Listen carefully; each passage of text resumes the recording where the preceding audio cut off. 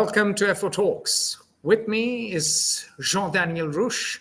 He is one of Switzerland's finest diplomats. He has a sharp mind. He's a man who spends a lot of time in mulling over the state of the world, a wise man, a great sage. And today we'll talk about international law in the new Donald Trump 2.0 world. Welcome, Jean-Daniel. Well, thank you very much for having me on the program again. Well, it's always an honor.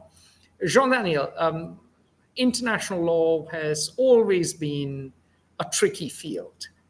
We've had Hobbesian conceptions of international law, universalist conceptions of international law, and we now live in a world where Viktor Orban has just taken Hungary out of the International Criminal Court, the ICC. At the same time, Rodrigo Duterte has been arrested and will now face trial in the ICC. So what is going on these days? Paint us a picture. I think we're the confluence of various streams, and when various streams are joining, then there are turbulences. This is what happens with water and with rivers, and I think this is exactly where we are. On the one hand, I would say we have the continuation of the world we have dreamed of, and mostly Europeans have tried to establish after the fall of the Berlin Wall, which is a world at their image, meaning a world based on a number of international treaties, started, of course, with the United Nations Charter, with an executive power, which would have been the Security Council, a legislative power, which would have been the General Assembly, and a judicial institution. So typically the three powers of democracies, according to the theory of democracy by Montesquieu from the age of the lights, of the Enlightenment. Now, since this project was put in place, let's say, in the 90s, and the negotiation of the Rome Statute of the International Criminal Court, which is precisely the judicial arm of the system, since the end of the 90s, a number of things have happened. And actually what we see with Orban, with Netanyahu traveling to Hungary, with Donald Trump ignoring totally or despising anything that might restrict the use of American economic, financial, or political or military power. What we see is not surprising, because this is the natural result, I would say, of a slow sliding of international law in something that has become more the law of the force rather than the force of the law. In other words, the great powers have tended on important issues, on key issues like the use of force, to ignore international law increasingly. I would say that there are three defining moments from where this process has been starting. Maybe the first one is the Kosovo War, also the bombings of Serbia by NATO in 1999. This decision to bomb NATO was taken without the approval of the United Nations Security Council. And by international law, the use of force must be permitted by the Security Council unless you are in a situation of legitimate defense. And it was certainly not the case for NATO in Serbia in those days. The second key moment, which came as a kind of shock, terrible shock, for the United States and the world, was the September 11th attacks against the Twin Towers in New York. And at that point, the Americans, of course, they were seeking revenge, they were seeking protection. They launched this war on terror, which has very few rules. Even though the first military operation in the context of the war on terror was the invasion of Afghanistan, and the invasion of Afghanistan was indeed based on a resolution of the Security Council. So you can say this was a lawful war. But maybe the most important breaking point in the last 30 years has been the war on Iraq. because the war on Iraq is as unjustifiable as the Russian aggression against Ukraine. There was no direct threat. It was not a case of legitimate defense. There were no weapons of mass destruction, as poor Colin Powell pretended in an ominous meeting of the Security Council. And there was no decision of the Security Council. So in terms of international law, UK said this is an act of aggression. And ever since... And we must remind our viewers and listeners that both Germany and France opposed this decision. Neither Jacques Chirac nor Gerhard Schroeder went along with it. And Tony Blair's support of George W. Bush really cost him in many ways his legacy. Yes, this is absolutely true. I think that this will stay as a dark spot in the legacy of Tony Blair, and quite the opposite. I believe that both Schroeder and Chirac, but also Jacques de Villepin, Villepin, who made this amazing statement in front of the Security Council when Colin Powell was falsely pretending that he had evidence that Iraq was producing weapons of mass destruction. De Villepin who is back on the public stage in France right now, saved the honor, I would say, of the Western world back in those days. And he has support even among socialists because of that, and he may one day be president again. Who knows? Well, the line between left and right in France has been pretty blurred since Macron came to power, because Macron comes from the socialists, but then you can say he's more of a centrist, allied also with some forces which you would define as rightist. So I think the political spectrum in France is not so clear-cut as it used to be in the times of Chirac. Whether Villepin has a chance to become the next president, we will see. I'm not sure. I don't think he lacks the apparatus, the political party for that. But certainly his memory is very positive, mostly because of that famous speech in 2003 in front of the Security Council. And he has a vision, which is a vision precisely based on international law. But the point is here that we have seen a slow sliding of international law, of respect for international law by great powers ever since 1999 or 2003. You can talk about the war in Georgia in 2008. You can talk about the war in Libya. You can talk about bombings of the Americans in various places in the world, even under Obama, which lacked, in my view, any sort of legal basis, all the way to the aggression of Russia against Ukraine. So this crumbling of the international superstructure, or the international law superstructure with international institutions, is not quite surprising, because it's a natural process now. Which is, of course, encouraged by the behavior of Donald Trump, who seems to know absolutely no law, no faith, no religion. So basically, by your analogy, to take the water metaphor, like water dripping on a stone, it has worn away that bit of the stone, and we now are in a more Hobbesian world. Well, definitely in a more Hobbesian world, absolutely. But still, we should not also ignore the forest behind the tree.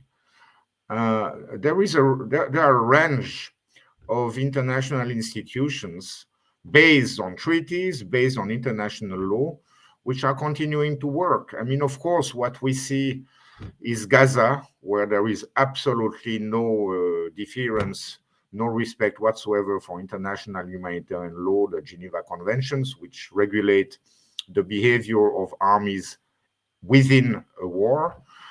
We see an ignorance of international law, the Charter of the United Nations in the case of the Russian aggression against Ukraine, just like we've seen it when George Bush Jr.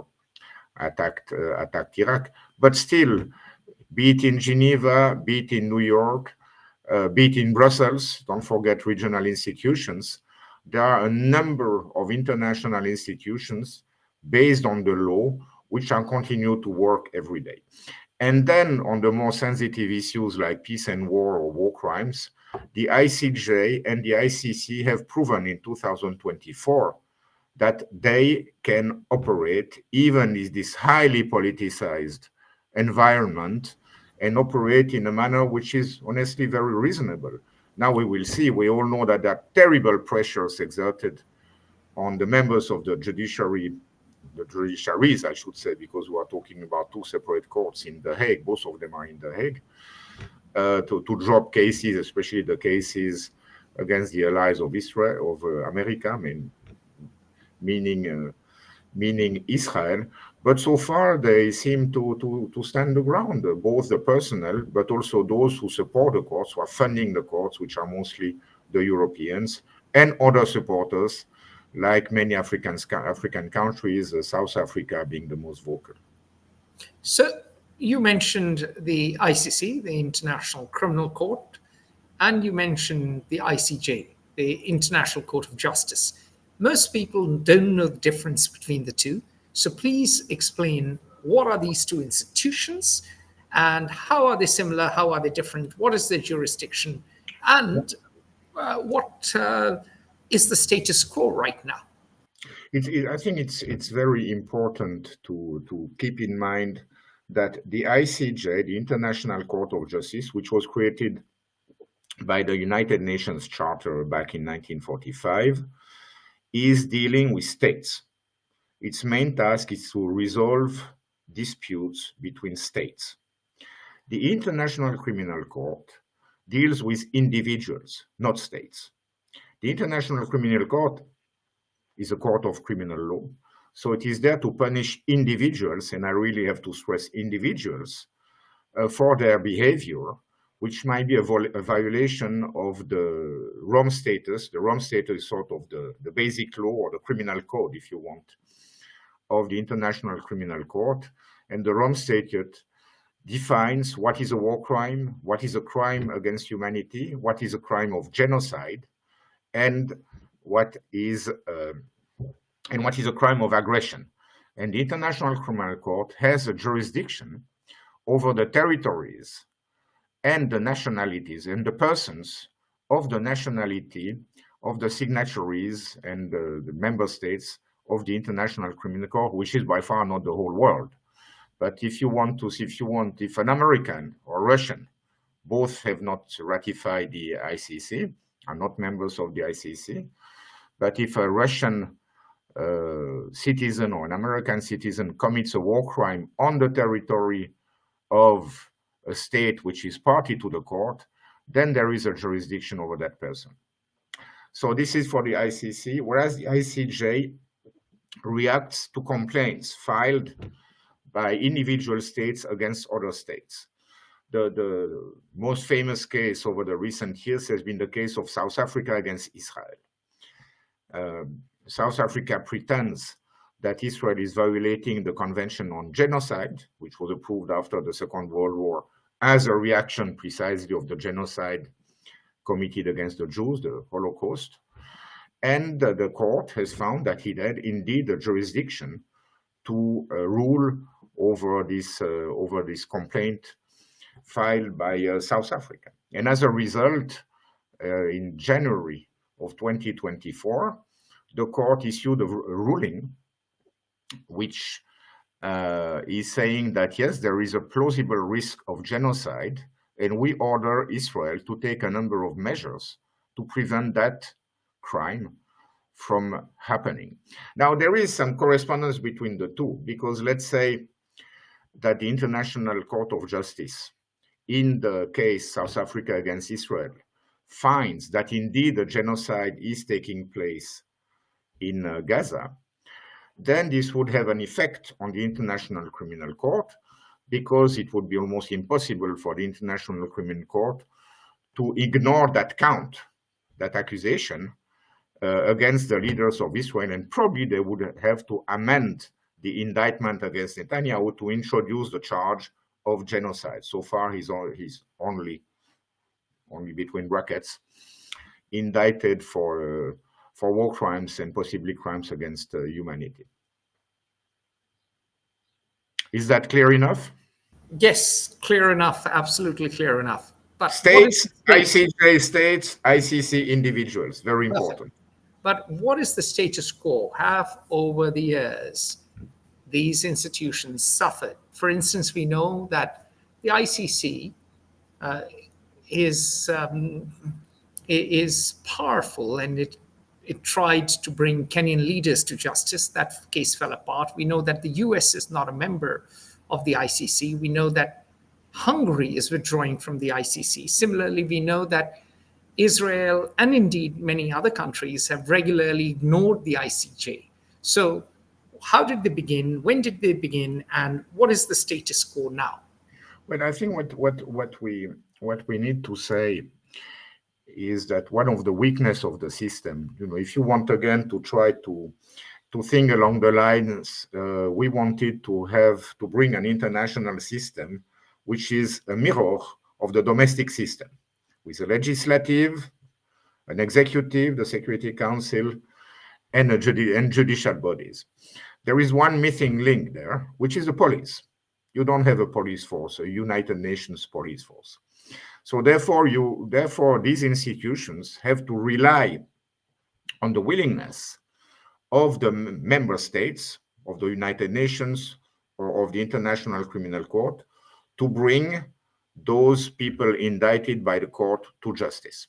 In the case of Israel and Palestine, what happened is that in November, the judges of the International Criminal Court issued 3 arrest warrants based on indictments. 2 against senior Israeli leaders, one of them being Prime Minister Netanyahu, the second one, the former Defense Minister Yoav Gallant, and also one against a senior Hamas leader, Mohammed Daef, the leader of the military branch in Gaza. There were 2 more indictments requested by the prosecutor against Hamas leaders, but in the meantime, they have been killed by Israel, one of them in Gaza and the other one in Tehran. So these arrest warrants are obliging, create a legal obligation to all member states of the International Criminal Court, including Hungary, which means that in welcoming Netanyahu for a weekend in Budapest, Hungary has violated its obligations according to international law and to International Criminal Court. But there is no enforcement mechanism, so nobody can really take sanctions. The International Criminal Court can only complain. It can say that Hungary has violated its obligations, but it will have no legal or practical consequences, I'm afraid. So that means without a police force, in a way, the court depends upon whoever brings a case to justice and the will of strong states to apprehend culprits or to impose some kind of order. Yes, for instance, when we had a similar dilemma when I worked for the Yugoslavia War Crimes Tribunal. This was actually the precursor, the pioneering work, together with the tribunal on Rwanda, who then led to the creation of the International Criminal Court. The International Criminal Court has a universal jurisdiction, whereas the ICTY, International Criminal Tribunal for the former Yugoslavia, or the one for Rwanda, had a jurisdiction limited to the territories of Rwanda and of the former Yugoslavia, and also limited to the duration of the war. So we had the same problems. When I joined the Yugoslavia War Crimes Tribunal, we had about 20 or more indictees, people indicted for war crimes or crimes against humanity or genocide, who were at large, and we had no police force. So what we did, we put pressure on the states sheltering these war criminals through the European Union mostly, and the USA. We were lucky because all of these states aspired to join the European Union. So the European Union put in place what they call political conditionality, meaning if you want to make progress towards the European Union, then you have to deliver the persons indicted for war crimes to the tribunal. And it worked. At the end of the day, we all our indictees ended up behind bars and in front of the court, and most of them were sentenced heavily. Some of them were acquitted, which I continue to consider unfortunate, but this is justice. I was part of the prosecution, so when you're a prosecutor, of course, you want to see the people you have indicted being sentenced. After all, but at the end of the day, 92 senior officials, political leaders, military leaders, militia leaders were sentenced by the court, which is a pretty good result in terms of justice, maybe the best, and from all sides. This is also important to underline. After all prosecutors measure their success through convictions, and you did a bloody good job by that metric.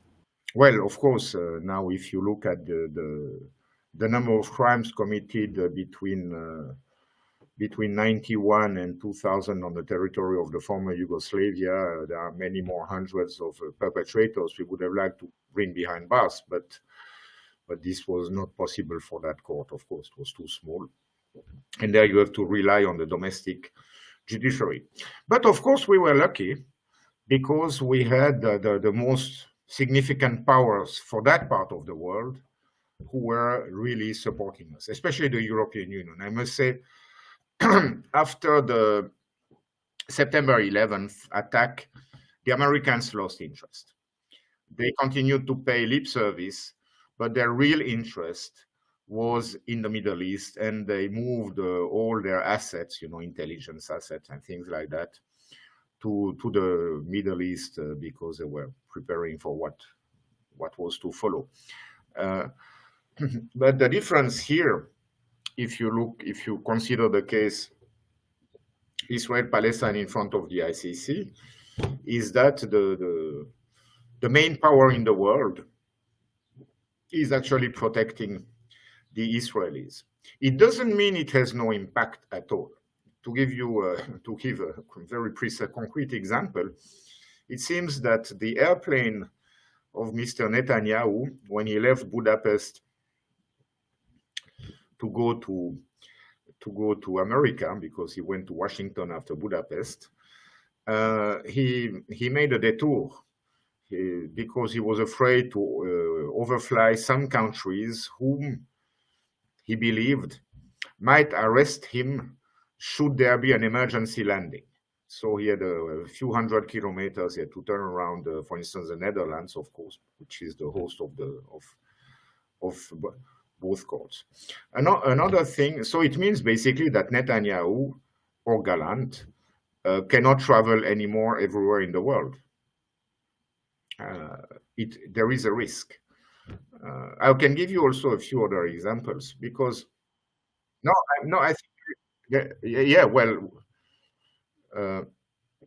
many countries in the world, and most of them member states of the International Criminal Court, including Switzerland, they have in their legislation, in their criminal legislation, something called universal jurisdiction. It means that for international crimes, the crimes I have mentioned before, genocide, crimes against humanity, aggression, and war crimes, there is a jurisdiction even if the crimes were committed elsewhere in the world, and even if no Swiss citizen was involved.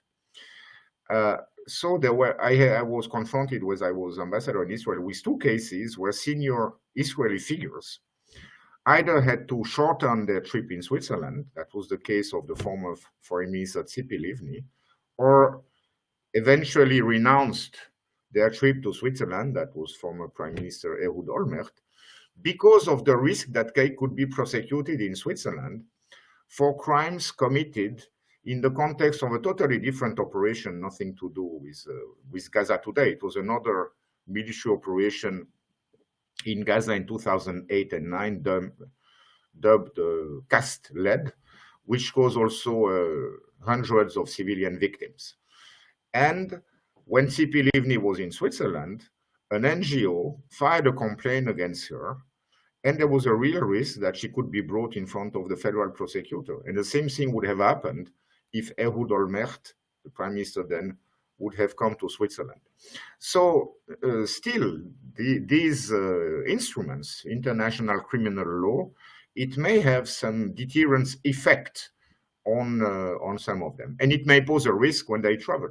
Another example of last year is this Israeli soldier who was stupid enough to boast with videos of him in Gaza looting houses. An NGO found out that he was in Brazil. Brazil, who is a member of the court, who has also the system of universal jurisdiction, and they filed a complaint against him, and the Israeli embassy, I guess, managed to extract him before he was arrested. So basically, each and every Israeli soldier who has been involved in the war in Gaza runs the risk of being arrested depending where he's traveling. But places like Brazil or all Western European countries, maybe not Hungary now, are unsafe for them. And there are NGOs who are doing who are reviewing all these videos, all the materials you find on the internet to try to identify the names of these soldiers, put them on a list, and make sure that they are being arrested, or that complaint is raised against them should they travel in a country where there is universal jurisdiction. I see. So some would say that this universalism, in a way, is neo-imperial and even anti-Semitic. That's what you hear a lot, especially in Israel. Well, I think this is wrong because the ICC has been prosecuting people all over the world. I think their prosecutions are based on the merits of the case, and then you have also a number of levels of checks and balances to make sure that the prosecutor cannot raise an indictment or issue an arrest warrant without any checks and balances. The arrest warrants the indictments and the arrest warrants have to be reviewed by a chamber of 3 judges, and they are the ones at the end of the day who take the decision on the basis of the request from the prosecutor. So that's one thing.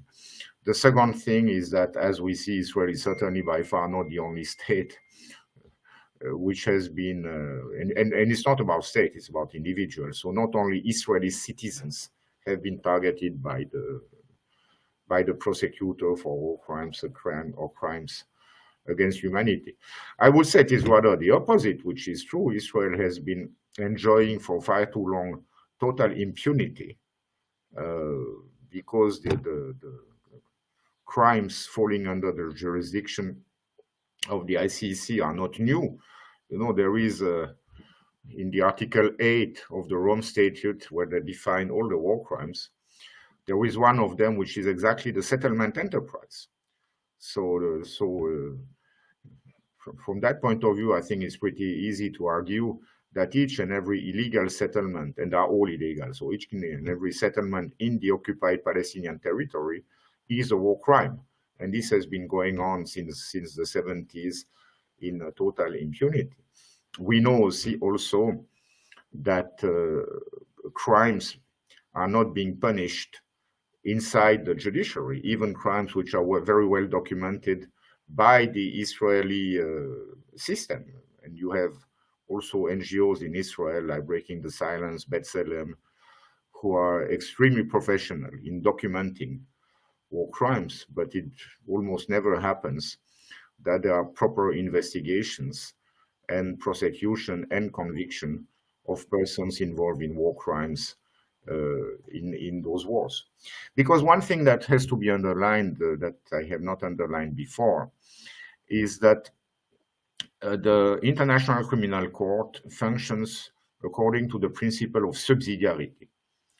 It means that the prosecutor has to prove before opening a prosecution, the prosecutor has to prove that there was no proper prosecution in the domestic system. So if Israel would properly prosecute its soldiers or the persons having committed crimes, for instance, in Gaza, then there would be no need for the ICC to get involved.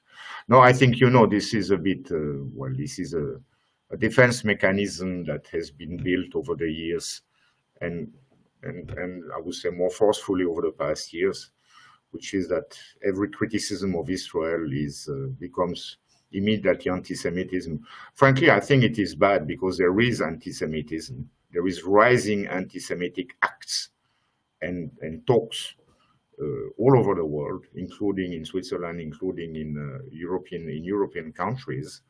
And by enlarging that much the scope of the definition of anti-Semitism, actually, so you sort of reduce its legitimacy or its credibility, because everything becomes anti-Semitism. So I think really that this is not good. This is not this way to criticize each and every, or to define each and every criticism of Israel as anti-Semitism is diluting the power of the truthful, the legitimate critique or the legitimate actions and prevention measures where truly anti-Semitic acts are taking place. So let's go back in the past and talk about Kenya, where the ICC initiated a prosecution and then it spectacularly fell apart. Do you think the allegation that arose in Kenya that this was a new imperial institution which tried African leaders in Europe, which imposed universal standards of justice, just as Europeans had tried to enforce universal religion, has any merit? I don't think so. Well, certainly the prosecution did a very bad job, and the justice, the ICC, did not do a good. Actually, it's a good job when you have people who are acquitted. Well, I mean, it means that justice works both ways. Also, it means I think when you have opponents to Putin who appear in front of Russian courts, it does not happen very often that they are being acquitted. So the fact that people are acquitted is also a sign that this justice provided by the ICC is fair. Yeah. Now, the criticism about neo-imperialism, I think, is really far-fetched, because Kenya joined as a sovereign state the ICC, recognized the jurisdiction of the ICC. Plus, when the troubles happened, I think it was in 2008 that you had these post-electoral violence in Kenya. Obviously, the Kenyan system, the Kenyan judiciary, was not in a position to do its work of justice for the crimes committed in the course of these riots and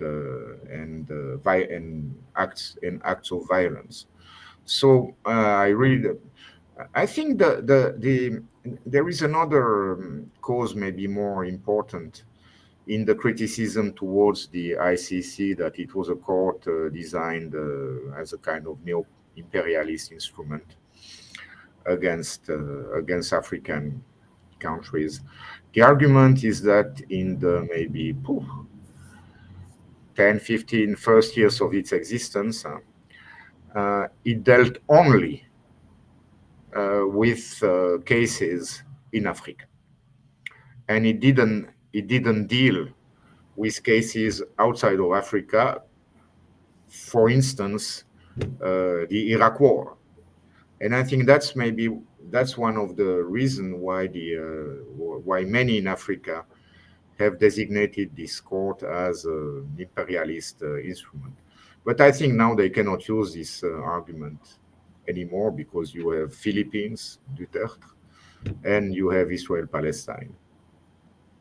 So let's talk about the Philippines leader, Rodrigo Duterte.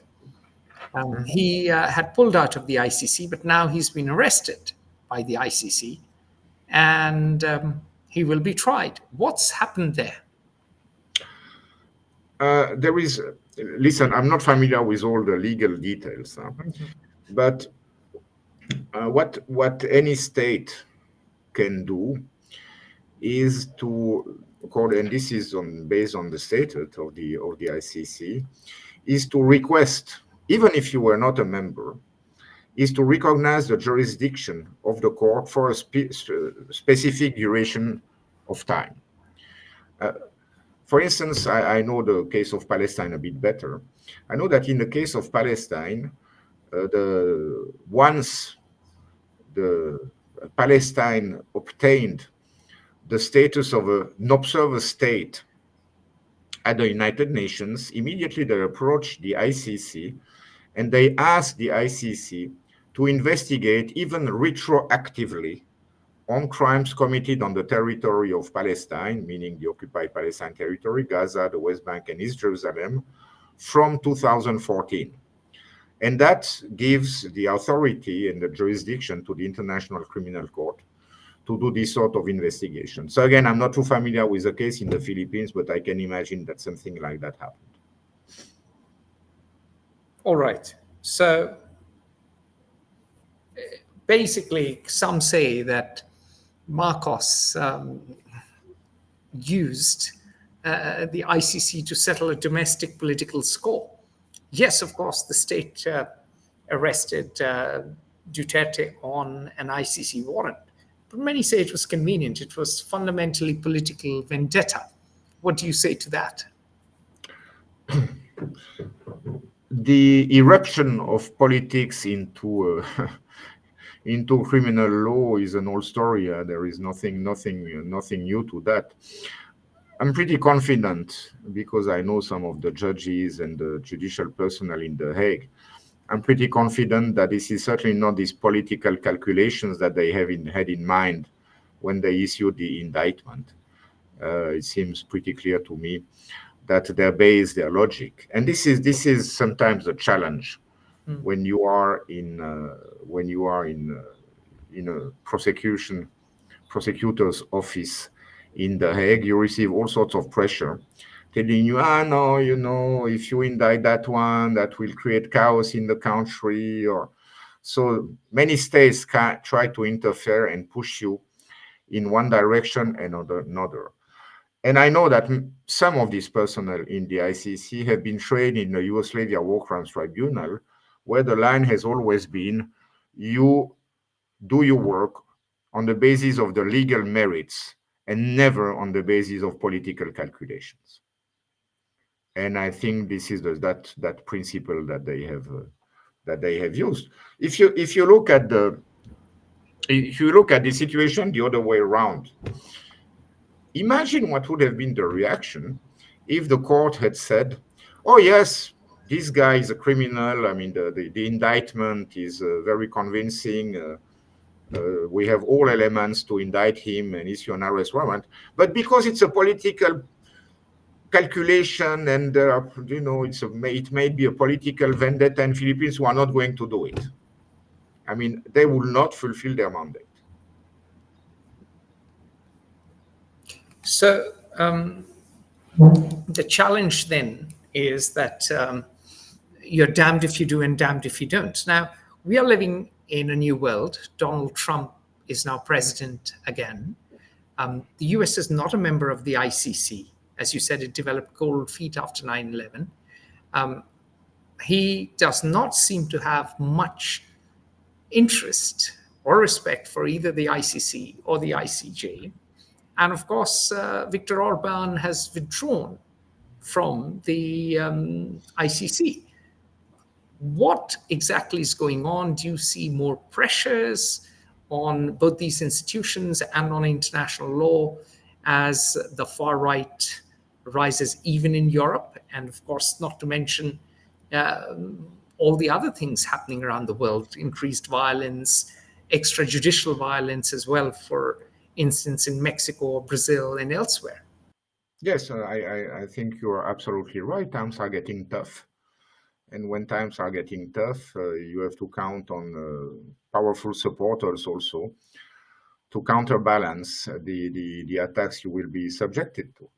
And the only forces I can see who can counterbalance the wind, which is coming from those, let's say, rightist, nationalist, conservative movements who believe in the law of the force rather than in the force of the law, is to maintain a very strong Europe, allied with Latin American, African, and some Asian countries to uphold the importance of international law.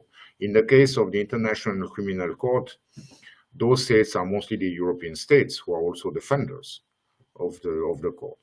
So we have to count on France, Germany, the UK, Spain, Italy, and a few other states, the Nordic states, of course, to be principled and to continue to invest into that court, which is frankly, I think in a way it's a good thing that they are very much in the media today, because it raises attention to them and to the power they have and to the deterrent, and maybe that can create a deterrent effect for future warlords or future leaders when they enter a war. Frankly, have you ever thought about the financial investment? Do you know what is the budget of the ICC and the military budget, for instance, of the United States? It is the budget of the ICC per year is exactly 4,400 times lower than the military budget of the United States. So with the military budget of the United States, you could create every year 4,400 tribunals. So you can say that having a court is a cheap investment, and potentially it may have a big impact. So I think it would be wrong for all peace-loving countries who believe in international law, even though we are now going through difficult moments, to give up. Quite the opposite. It is the time when we have to reassert the legitimacy of this court. Now, of course, we don't know what will happen in Europe. We don't know who is going to come to power over the next 20 years in the main European countries, but there is something I'm sure of. Deep inside, the drive, the greed almost for justice will not disappear, because this is maybe the thing we have, which is the most common in mankind, is the sense of justice. And you see that, when you have kids, you have two children, you give a chocolate to one of them and not to the other one. Of course, the other one will feel a sense of injustice. It is as basic as that. And this drive for justice, in whatever form, will continue to animate the human soul and human feelings for as long as there is such a thing as a mankind. So, Jean-Daniel, point taken. But debates about what is justice go back thousands of years. Is it retributive? Is it normative? Is it restorative? What exactly is justice? Come on, Plato was discussing it. People in the East were discussing it. There are the Old Testament and the New Testament have different ideas of justice. And whilst you're absolutely right that, yes, there is a desire for justice that animates the soul, it's more difficult to agree upon what exactly is just. And also it is in human nature to bend and break those laws of justice and to be unjust too, because human beings are complicated. So it's a song and dance that seems to be going on at all times. Yes, and I understand the complexity of the matter. I think in the United Nations they have thought a lot about that, and they have elaborated a kind of concept of what they call transitional justice, which is based on four pillars. One of them is the punishment, so that's what you would call a retributive justice. Another one is the right to know, so the right to truth is also part of the justice process. And actually, if you look at the Truth and Reconciliation Commissions that happened in various places in the world, I'm thinking more about the successful ones, in my view, were less South Africa and more maybe Colombia or Guatemala. And then the third principle is the right to be sure that this will not happen again. So the non-recurrence or non-occurrence right. Preventive. Yes, yes. So that Deterrent. states have to take the I mean, measures. you don't And the idea really, is part of that. Mhm. yeah, you don't really want to punish somebody who's a pickpocket, but you want to, or you don't want him to suffer, but you want to make an example out of him so that others don't become pickpockets. Yes, and then we can go into details on all these four principles. The last one is the right to compensation for the loss and the sufferings you have suffered. But you're absolutely right. If you take the principle of the Truth and Reconciliation Commission, the idea is to depart from retributive justice and to say, well, what is more important is truth and forgiveness. And to have truth and forgiveness, we can make an arrangement with you. We know you have committed awful crimes, but maybe not the more serious. So you come, you tell your story, you bring truth, which is also a way to bring relief to the victims or the families of the victims. And then either you'll have a lighter sentence or you will have no sentence at all. That's the way Truth and Reconciliation Commissions have been working. So I think you have all these elements, or there are also some traditional ways, especially in Africa, probably elsewhere also, to deal with justice. For instance, if somebody is caught committing an awful act, we're not talking about war crimes there, then the whole community is meeting on the main square of the village, or in some places it's still under the tree, I hear. And then the guy is sort of confessing his sins and talking about that. And then the community will sort of forgive him and go back to a situation of harmony, because these unlawful actions are destroying the harmony of the village. And what is more important for the village than punishment is to restore the harmony of the society, of the community. So there are all sorts of very interesting mechanisms. You are absolutely right.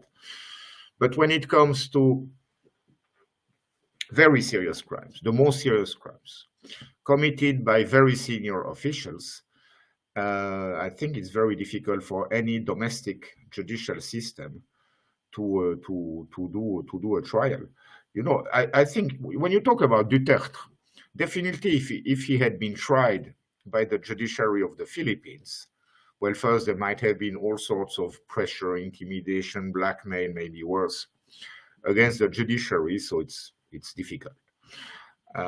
But then it would have appeared as a political vendetta, and then it would have been much more difficult because of the political implications of such a trial in Manila. So that's why also there, I think, for such cases, you need, as a kind of last recourse, not as a first instance jurisdiction necessarily, but as a last recourse, when no other judicial or non-judicial means can be found, then I think the ICC remains a court which makes sense and which remains important.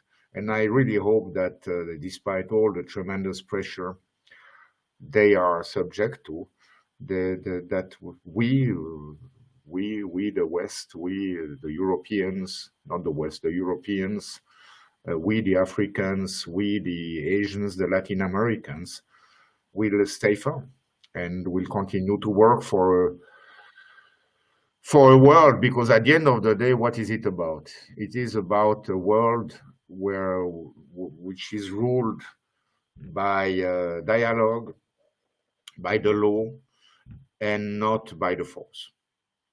Because I'm very much afraid that these confrontations that we see now, okay, now it's a trade war between China and the United States, but you never know how this can escalate one day. And mankind has much more, I would say, challenging issues than trade wars. I'm thinking, of course, about the climate, and then the consequences of the climate changes, like migrations, like the preservation of resources also, including the soils. These are the key issues for the survival of mankind. And it's just bad that we're distracted by other things, like the ego of the most influential man in the world. All right, so let's talk about states that are not party to ICC. America is not a party to ICC. Russia is not a party to ICC. China is not a party to ICC. India is not a party to ICC. Pakistan is not a party to ICC. Saudi Arabia is not a party to ICC. Iran is not a party to ICC. I doubt Turkey is a party to ICC. So it's not. Yeah. So the leaders of the Muslim world, the two Sunni powers, one where you have Mecca and one which is a descendant of the Ottoman Sultanate, the former Shia Empire, India, Pakistan, China, Russia, US. This is geographically and population-wise much of the world. So can the ICC exercise jurisdiction here? Is it even possible? Well, legally speaking, they can. Look, Putin has been indicted by the ICC. So in principle, Putin cannot travel in any of the member states of the ICC. I recognize absolutely that the absence of the most populous and probably soon to be the most important countries in the world and the wealthiest countries in the world is a serious weakness. But let's not forget what I told you before, that each and every state which is a member of the ICC, or even not, any of these leaders who commits war crimes or crimes against humanity can be prosecuted by the countries knowing universal jurisdiction. So there is still, I think, a deterrent effect, even against these big powers, just that they don't really realize it. Because, yes, they feel they can do whatever they want in all impunity. Look at the bombings in Yemen over the past weeks. Now,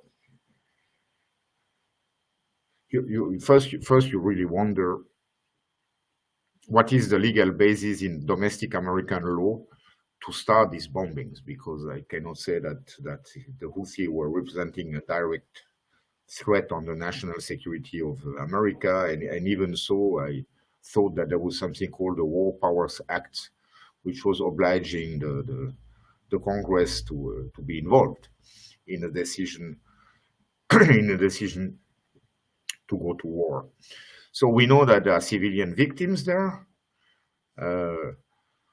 Probably there are war crimes being committed there by the American bombing. Indiscriminate bombing is an indiscriminate attack against the civilian population. One cannot exclude that one day some court will or NGOs will investigate these cases, will find out the names of the commanders who ordered those strikes, and may start judicial processes. This is theoretically and practically absolutely possible, because we have also seen that, for instance, against Ehud Olmert or Tzipi Livni. So yes, this deterrent effect is not being felt so much by the powerful people in the world today, but it's not sure it will not happen in the future. When the Yugoslavia War Crimes Tribunal indicted the then president of Serbia, Slobodan Milosevic, everybody was thinking, this is ridiculous. This guy will never end up in front of the court. He's so powerful. Everybody is courting him. We need him to maintain stability in the Balkans. Without him, the war will restart. And 6 years later, he was in The Hague. So you don't know how the world will evolve, and maybe one day we will realize that it was a very wise investment and a very cheap one to continue to support the ICC. All right, let's talk about ICJ, because the ICJ looks at states, but we are seeing many of the states under pressure. Syria as a state is under pressure. We've had violence. Sudan has split into Sudan and South Sudan. A lot of African states are under enormous pressure and may disintegrate. Myanmar is going through its own version of civil war. Afghanistan, you could argue, is a state of sorts. What happens in a world wherein states become failed states or split apart? I mean, that scenario exists for large countries too. After all, Russia, China, India, and the US could all break into constituent parts. Yes, well, I don't think you can ask any international institutions, and certainly not a judicial institution, to prevent failed state from falling apart or falling into a... No, I'm not asking that. But then it becomes tricky to censure a state, right? If the state itself is like, what is Syria? If you censure Syria, it's like, what is Syria right now? It's a well, no, I think Syria is not the worst case. I think one of the difficult ones would be Somalia, would be Sudan, right. Probably, or even Libya. Yemen. Or Yemen, of course, Yemen also. So definitely there you wonder who is the real, because some of the big powers are supporting the official government, some others are supporting exactly opposition or rebellious groups. This being said, in all these countries, you have sort of official representatives of these states. I mean, those sitting under UN, for instance, the diplomats of Sudan or Yemen sitting at the UN have an official status and represent officially the states, even though sometimes their government does not control much of the state. And this is true also for a number of African countries. But even though sometimes they may not support the government, at least not in private. Well, it's a bit tricky to be the diplomat representing a country which is failed, which is split, because what happens when there is a change of government? Look, I think you had the case with the Syrian ambassador in Russia this week, who was recalled to Damascus and sought and received kind of political asylum in Moscow. So it is always dangerous as an individual to represent such regimes, especially in the case of Syria, when the regime of Bashar al-Assad was actually a criminal regime. But there I would say, forget the ICJ, the ICC. There we are dealing with political issues and military issues and security issues. And in an ideal world, but we are far from living in an ideal world, because for the reasons I gave before. But if the dream that those who won the Cold War in the early 90s had been implemented, then in all these cases we mentioned, Libya, Syria, Yemen, you would have had a consensus of the Security Council to dispatch military and political force in Yemen, in Sudan, in Libya, to restore order and put back on track a political process between the various parties. Now, since the permanent members of the Security Council have not been able to agree on anything meaningful regarding peace and war, probably since when? Since Libya, I think, over the past almost 15 years. You cannot really rely on the United Nations to play this role, although there is some interesting signs, and we really don't know where it's going to lead. But this new sort of temporary or not honeymoon between Russia and America can lead to surprising results. This year, after many, many years where really there was no breakthrough in the UN Security Council on conflicts, this year, surprisingly, the United Nations Security Council approved a resolution calling for a ceasefire and for peace in Ukraine. And well, it's the first time for almost 15 years that Russians and Americans could force a decision of the United Nations Security Council on a situation of conflict. So God knows, maybe those two, maybe with the support of China, we don't really know where the world is going. As I told you, the water is bubbling in all directions, and we don't know where it can lead. But sometimes you have a positive result also, surprisingly positive. Maybe the talks between Moscow and Washington will lead to more stability and more predictability in the world. God knows. But I think without China and India, it will. I mean, with China and India, it could be even much more promising. But there are sometimes some interesting developments. What would happen, for instance? Let's dream a little bit. What would happen, for instance, if the Russians, the Americans, and the Chinese in the Security Council would agree on sending a peacekeeping force to Ukraine? A peacekeeping force with a military component, but also a political component to supervise elections, new elections in Ukraine.